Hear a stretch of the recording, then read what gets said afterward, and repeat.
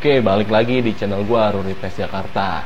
Sekarang gue pengen ngasih tahu blok-blokan blok Vespa yang udah overboss sama yang belum overboss atau enggak sok-sokan ya.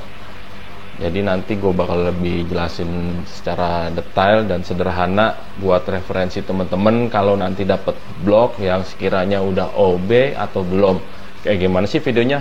Yuk langsung aja kita lihat. Oke, ini dia bloknya yang masih standar, ini yang udah sok-sokan ini. Gue nanti pengen jelasin satu-satu dulu yang masih standar dulu nih, dari yang masih standar belum sok-sokan atau masih bawaan pabriknya ya. Nah, ini kalau kita lihat pertama itu yang paling gampang, lihat lubang-lubang portnya ini.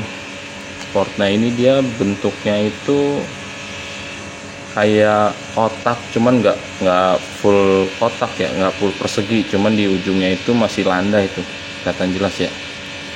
Dan lubangnya lebih besar di semua lubangnya, dia itu masih standar tuh, kelihatan banget kotak ya, kotak banget, nggak full kotak, cuman di setiap sudut-sudut sininya dia masih ada, nggak terlalu nyiku, cuman jelas banget. Perbedaannya nanti kita bandingin sama yang udah sok-sokan. Ini blok yang gua pegang ini itu masih standaran pabrik, juga dilihat dari sisi sini udah jelas tuh, sininya nih, kiri kanan lubang hisap sama lubang buangnya masih standar. Nah, ini yang gua pegang kedua ini udah sok-sokan. Dari sini juga udah kelihatan, cuman kalau ada yang mungkin dari sininya itu dia rapi ya, berarti dari tukang bubutnya atau tukang korternya itu memang bagus dia cara penggantian bos-bosan atau boringan dalamnya ini. Nih kita lihat bagian dalamnya. Bagian dalamnya itu, nah dia lebih oval ya bentuknya, jelas banget oval dan kecil. Ini ya, tuh kelihatan beda sama yang tadi. Tuh dia lebih oval, enggak terlalu banget kotak bentuknya. Semua lubang-lubangnya itu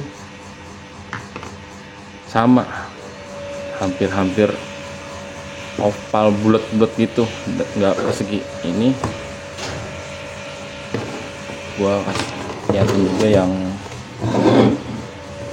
nah kelihatan bedanya ya. Kita lihat lagi tuh, ini bloknya berat jadi gue juga megangnya agak-agak susah. Jelas ya, yang sebelah kanan gua itu masih standar ting-ting, belum pernah sok-sokan atau overboss. Yang sebelah kiri tuh dia lebih oval ya, jelas kelihatan. Nanti gua kasih gambar di sebelah kanan nih, ntar ada contoh jelasnya. Kalau mungkin dari video nggak terlalu banget bisa lihat teman-teman semuanya. Yang sebelah kanan sekali lagi masih standar ting-ting, yang sebelah kiri udah sok-sokan atau udah overbossan.